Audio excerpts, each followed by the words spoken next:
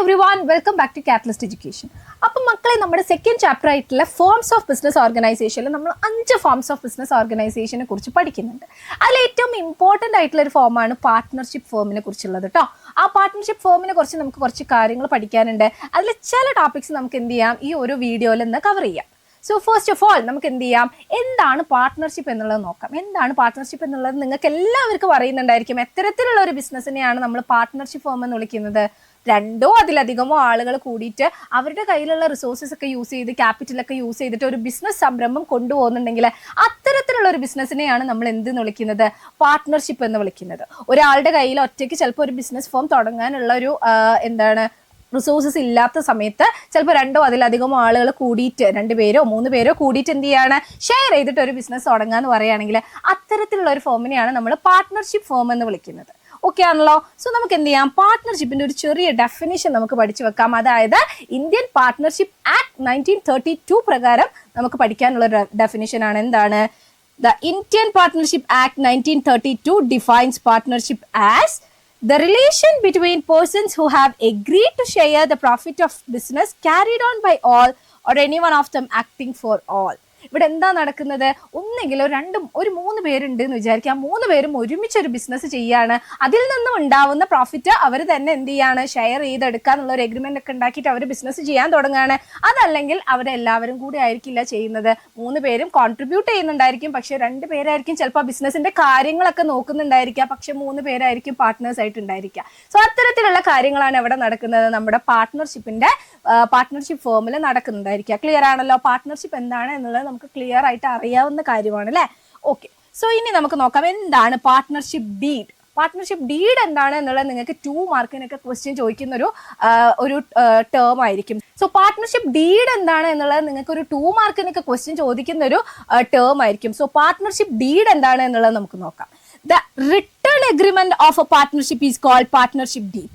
പാർട്ട്ണർഷിപ്പിന്റെ agreement നമുക്ക് റിട്ടേണും ആവാം, അതല്ലെങ്കിൽ ഓറലും ആവാം. നമുക്ക് പറഞ്ഞു വെക്കാം, അതല്ലെങ്കിൽ എഴുതുന്ന രീതിയിലും ആക്കാം. സോ റിട്ടേൺ എഗ്രിമെന്റിനെയാണ് നമ്മൾ ഇവിടെ എന്തെന്ന് വിളിക്കുന്നത്? പാർട്ട്ണർഷിപ്പ് ഡീഡ് എന്ന് വിളിക്കുന്നത്. നമ്മളൊരു ഇപ്പൊ ഞാനും എൻ്റെ 2 ഫ്രണ്ട്സും കൂടിയിട്ട് നമ്മൾ എന്ത് ചെയ്തു, നമ്മളൊരു ബിസിനസ് സ്റ്റാർട്ട് ചെയ്തു. പാർട്ട്ണർഷിപ്പ് ഫോമാണ് നമ്മൾ സ്റ്റാർട്ട് ചെയ്തിട്ടുള്ളത്. ഞങ്ങൾ എന്ത് ചെയ്തിട്ടുണ്ട്, ഒരു എഗ്രിമെന്റ് ഒക്കെ ഉണ്ടാക്കിയിട്ടുണ്ട്. അത് ഞങ്ങൾ റിട്ടേൺ എഗ്രിമെന്റ് ആണ് ഉണ്ടാക്കിയിട്ടുള്ളത് കേട്ടോ.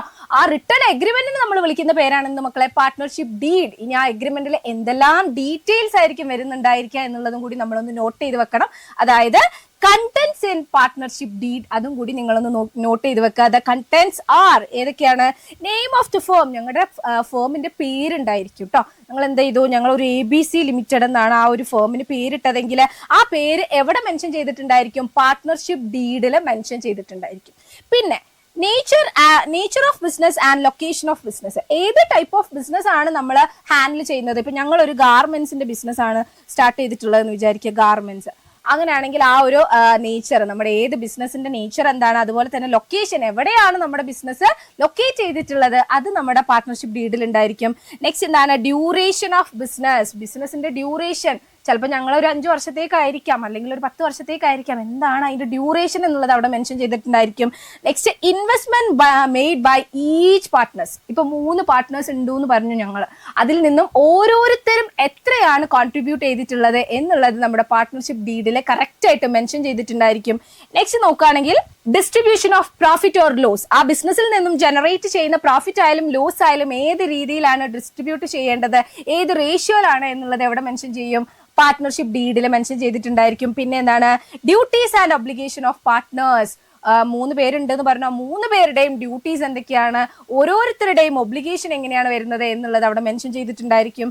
പിന്നെന്താണ്? Provision regarding admission, retirement, expulsion of A partner.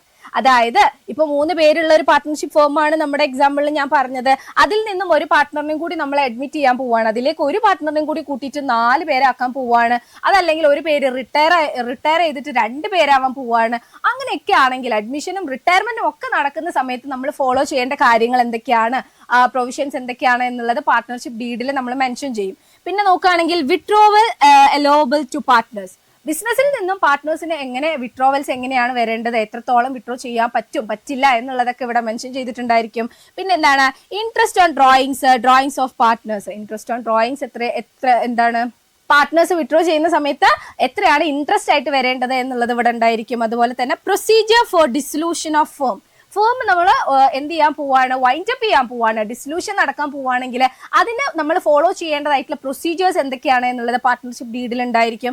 And finally arbitration close, എങ്ങനെയാണ് ആർബിട്രേഷൻ ചെയ്യേണ്ടത് എന്നുള്ളതും കൂടി നമ്മുടെ പാർട്ട്ണർഷിപ്പ് ഡീഡിൽ ഉണ്ടായിരിക്കും. സോ ഇത്രയും കാര്യങ്ങൾ നിങ്ങൾ മനസ്സിലാക്കി വെക്കുക. പാർട്ട്ണർഷിപ്പ് ഡീഡ് എന്ന് പറഞ്ഞിട്ടുണ്ടെങ്കിൽ നമ്മുടെ പാർട്ട്ണർഷിപ്പിന്റെ റിട്ടേൺ എഗ്രിമെന്റിനെയാണ് നമ്മൾ പാർട്ട്ണർഷിപ്പ് ഡീഡ് എന്ന് പറയുന്നത്. ഇനി അതിലുണ്ടായിരിക്കുന്ന കണ്ടന്റ്സ് ആണ് നമ്മൾ എന്ത് ചെയ്തത് പറഞ്ഞിട്ടുള്ളത്. ഈ പാർട്ട്ണർഷിപ്പ് ഡീഡ് പ്രകാരം എന്ത് ചെയ്തിട്ടുണ്ടായിരിക്കും, എല്ലാ പാർട്ട്നേഴ്സും ഇതിൽ പറഞ്ഞ കാര്യങ്ങളൊക്കെ എഗ്രി ചെയ്തിട്ടുണ്ടായിരിക്കും കേട്ടോ. സോ ഇതിലുള്ള എല്ലാ കാര്യങ്ങളും നിങ്ങൾ എന്ത് ചെയ്ത് വെക്കുക, കണ്ടന്റ്സിൽ ഏതൊക്കെ വരുന്നുണ്ട് എന്നുള്ളത് നോട്ട് ചെയ്ത് വെക്കാം. എന്തായാലും നമ്മുടെ ഫേമിന്റെ പേര്, നമ്മുടെ പാർട്ട്നേഴ്സിന്റെ എന്താണ് കോൺട്രിബ്യൂഷൻ എത്രയാണ്, നമ്മുടെ ബിസിനസിന്റെ നേച്ചർ എന്താണ്, ലൊക്കേഷൻ എന്താണ്, നമ്മുടെ ഫേമിന്റെ ഡ്യൂറേഷൻ എത്രയാണ് വരുന്നത്, ഇത്തരത്തിലുള്ള ജനറൽ കാര്യങ്ങൾ എന്തായാലും ഓർത്ത് വെക്കുക. കാരണം നമുക്ക് എക്സാമിന് ചോദിക്കാൻ ചാൻസ് ഉള്ള ഒരു ക്വസ്റ്റ്യൻ ആണിത്. സോ നെക്സ്റ്റ് നമുക്ക് എന്ത് ചെയ്യാം, ഇതുപോലെ വേറെ വീഡിയോസ് ആയിട്ട് നമ്മൾ വരുന്നതായിരിക്കും. വീഡിയോ ഇഷ്ടമായിട്ടുണ്ടെങ്കിൽ നിങ്ങൾ എന്ത് ചെയ്യുക, ഒന്ന് ലൈക്ക് ചെയ്യുക, ഷെയർ ചെയ്യുക, സബ്സ്ക്രൈബ് ചെയ്യുക. Thank you so much.